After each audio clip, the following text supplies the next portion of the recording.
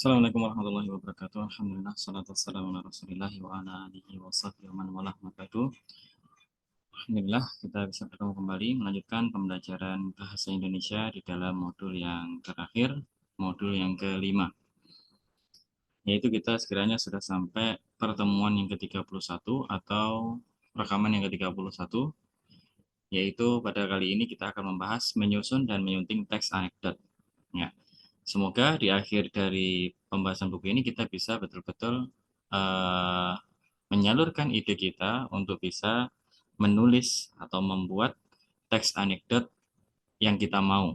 Ya tentu kita harus jangan sampai lupa menjaga keotentikan dari teks kita ini yang akan kita buat, dan juga segi lucu atau yang menghiburnya kita harus berusaha untuk membuatnya. Meskipun lucu atau menghibur ini adalah relatif.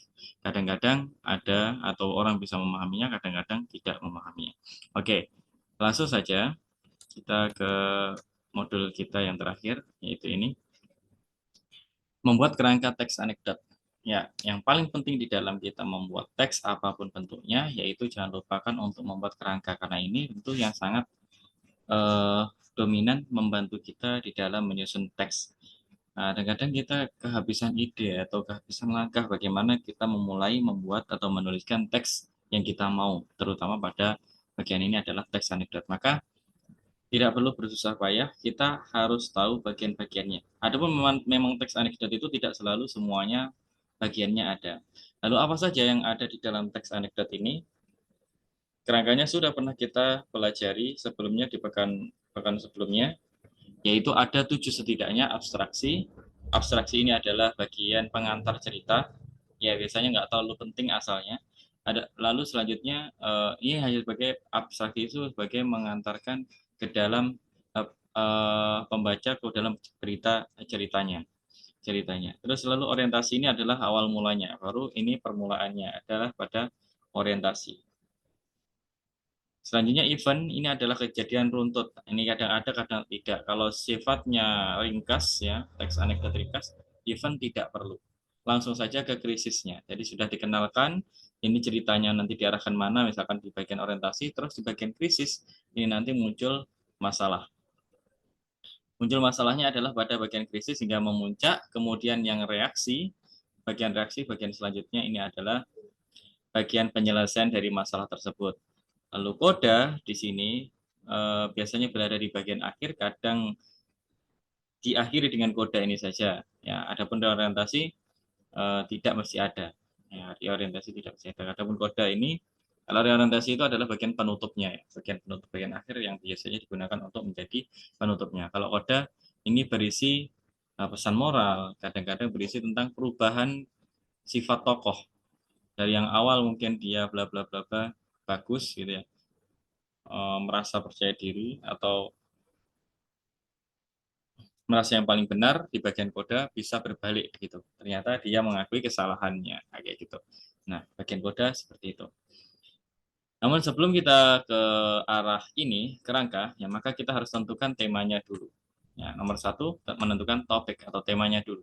Kita mau membuat teks anekdot yang bagaimana. Nah, kita sudah tahu bahwasanya teks anekdot ini selain menghibur, dia juga mengkritik suatu tokoh ataupun instansi kelompok tertentu.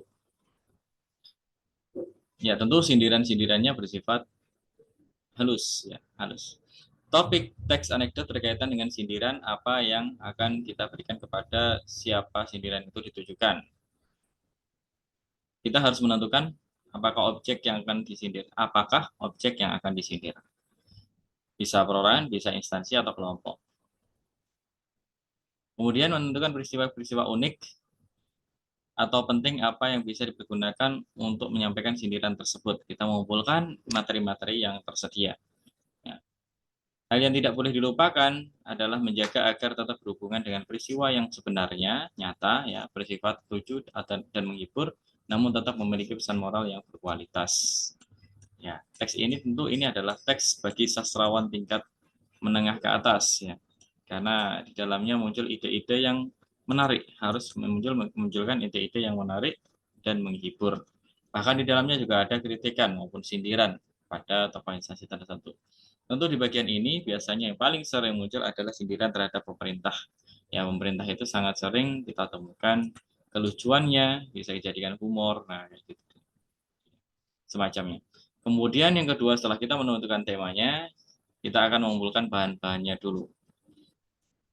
Bahan yang sebagai pendukung daripada apa yang akan kita bahas.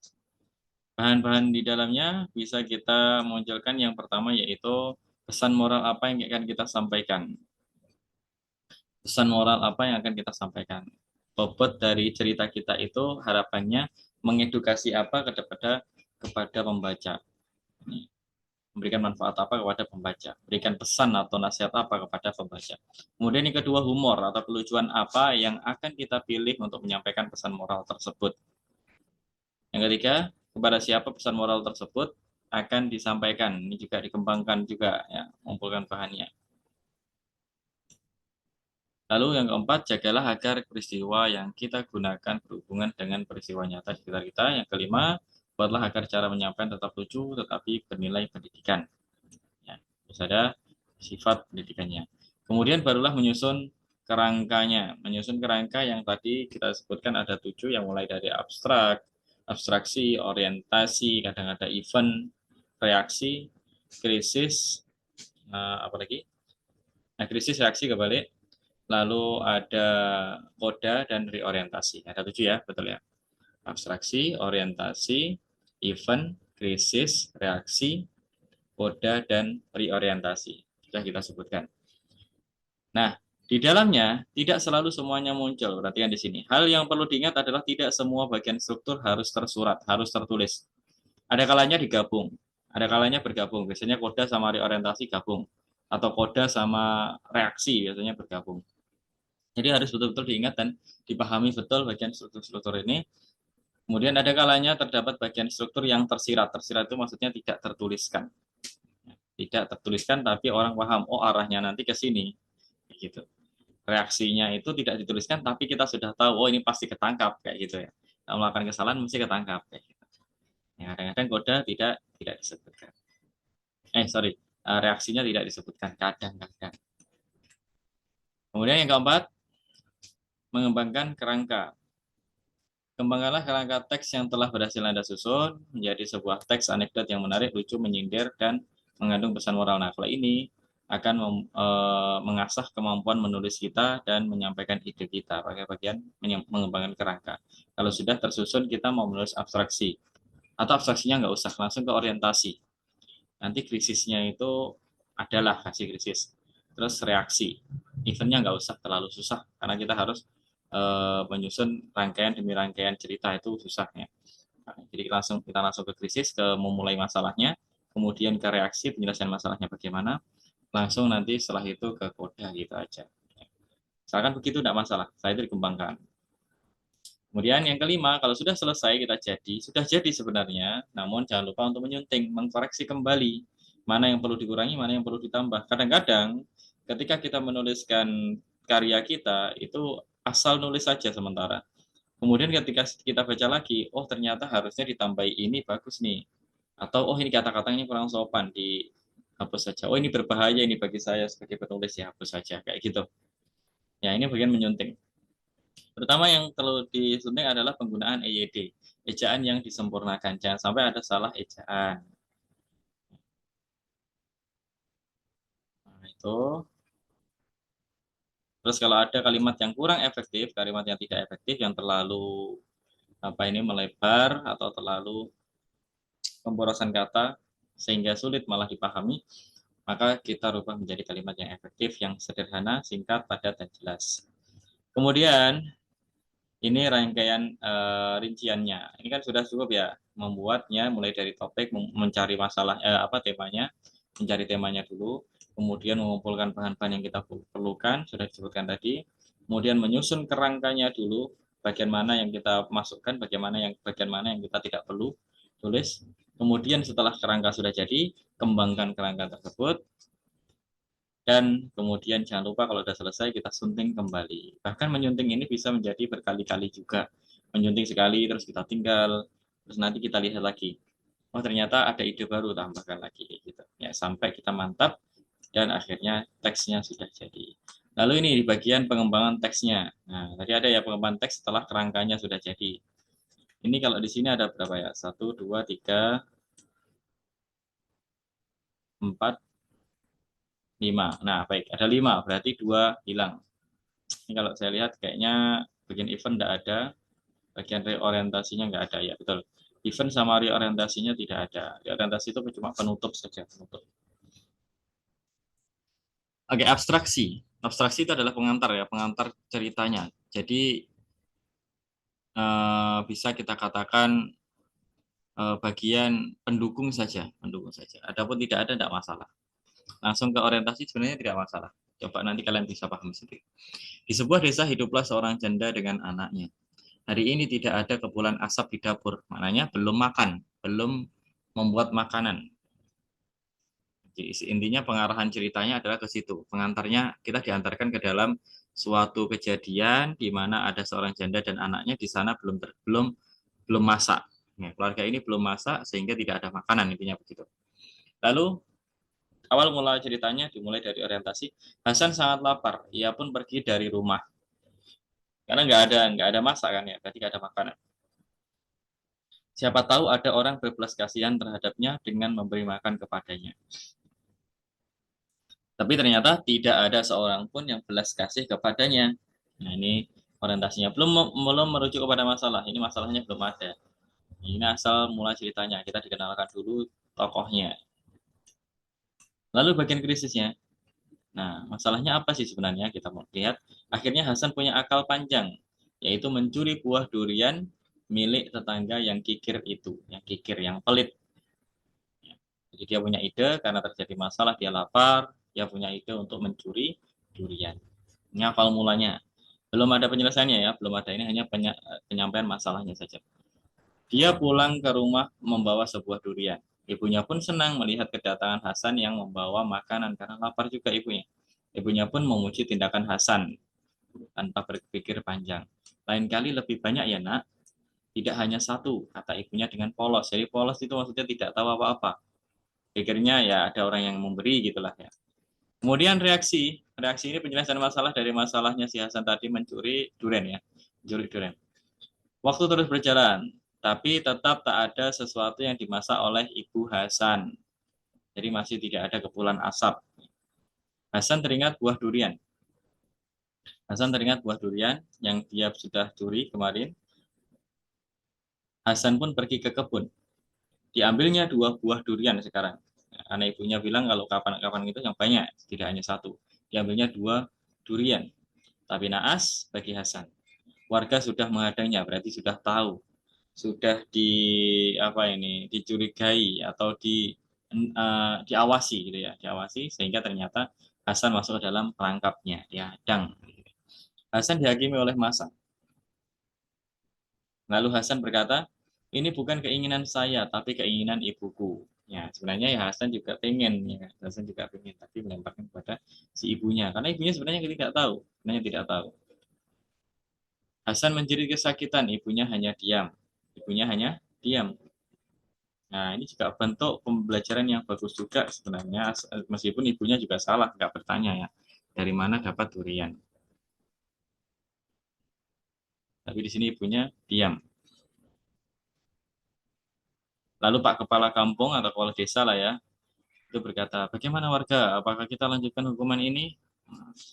Lalu seru warga, ada yang berkata, lanjut, hajar dia sampai dia kapok. Warga. Ibunya hanya bisa melihat anaknya yang malang itu dihakimi massa.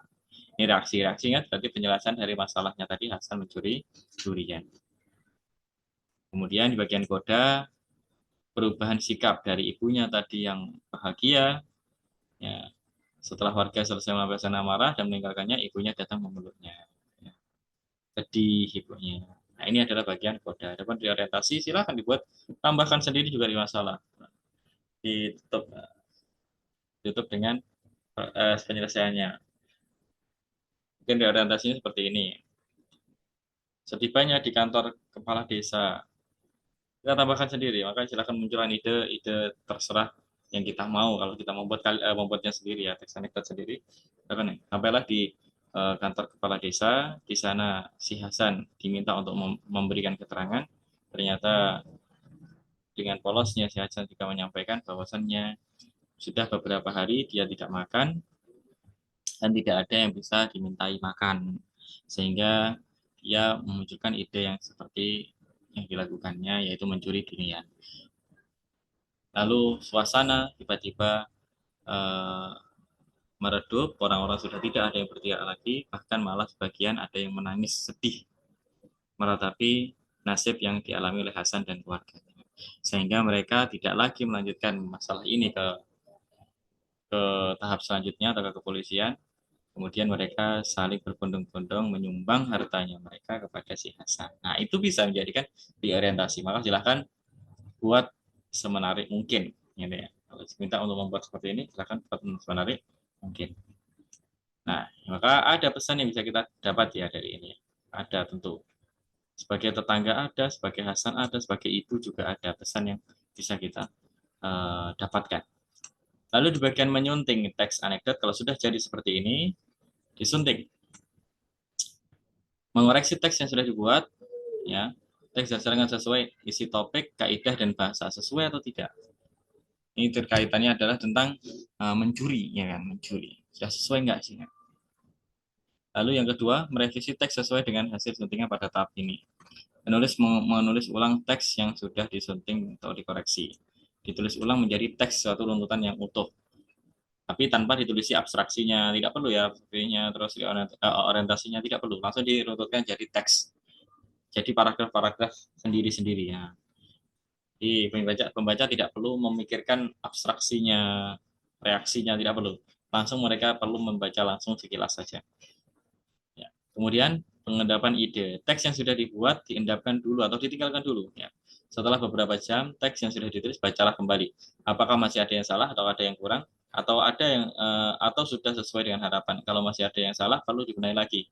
Kalau ada yang kurang, perlu ditambah lagi. Kemudian barulah kita membuat judul yang semenarik mungkin. Nah, itu cara membuat teks anekdot. Ya. Demikian mungkin yang bisa disampaikan. Kemudian langsung kita akan mengerjakan soal pilihan ganda yang ada di bawahnya di halaman 18 sampai 10 soal saja dulu, halaman 23 ya. Oh, sudah 10 soal ya. Sampai halaman 23 ABCD saja. Dikerjakan sebaik mungkin, insya Allah kita akan bahas di pertemuan yang datang. Bismillah, insya Allah ta'ala kita akan ketemu lagi. Sallallahu ala nabiyina Muhammadin wa ala alihi wa sahbihi. Assalamualaikum warahmatullahi wabarakatuh.